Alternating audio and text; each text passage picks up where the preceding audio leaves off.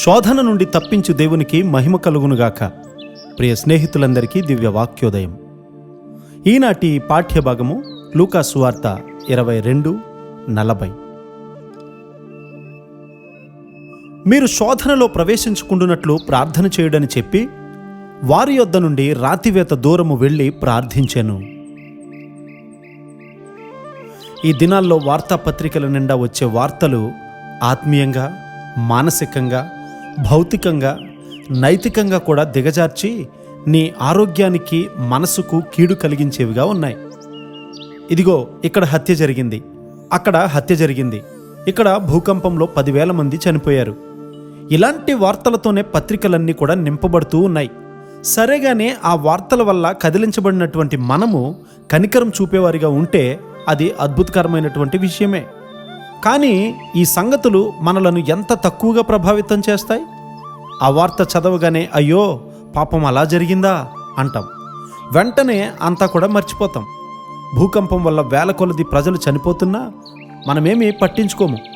ప్రభువారి యొక్క ఆత్మ నీలో పనిచేస్తూ ఉంటే నీ ఆలోచనలు సరి అయినవిగా, ప్రేమతో కూడి నిర్మించేవిగా ఉంటాయి. నీ తలంపులు ఎల్లప్పుడూ కూడా నేనెవరిని నిర్మించాలి, నేనెవరికి సహాయం చేయాలి, నేనెవరిని లేవనెత్తాలి అనేవిగా ఉంటాయి. ఇప్పుడు మనం నివసిస్తున్న దౌర్భాగ్యమైనటువంటి స్థితిలో మనం ఒక చిన్న ద్వీపంగా ఉండబోతూ ఉన్నామా? కొంతమంది అలాగే తయారయ్యారు. మన హృదయాలలో, మన జీవితాలలో ఉద్యమము అంతరించిపోయినప్పుడు మనం కృషించిపోచున్నటువంటి ద్వీపం వలె మారిపోతాం.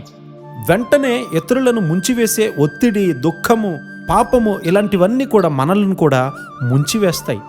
మొదట ఈ అలలు నిన్ను చీలమండ వరకు, తరువాత నీవు తెలుసుకునే లోపే మోకాళ్ల లోతుకు, భుజాల లోతుకు, మెడలోతుకు వచ్చి నీళ్లు నీ మీద పొర్లిపారుతాయి. 5,000 మందికి ఆహారం ఇచ్చిన తరువాత యేసుక్రీస్తు ప్రభువారు ఏం చేశారు? ఆ రోజు ఎంతో భారవంతమైనటువంటి దినముగా ఉంది, సంక్లిష్టమైనటువంటి పరిస్థితిగా ఉంది. ఆయన టీవీ ముందు పడక కుర్చీలో కూర్చొని లేరు.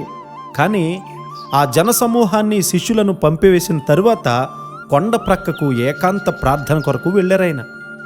అనేకులు ఈ మహిమకరమైన అలవాటును పోగొట్టుకోవడం వల్ల ప్రాణాత్మలు పూర్తిగా ఖాళీ చేసుకుంటూ ఉన్నారు.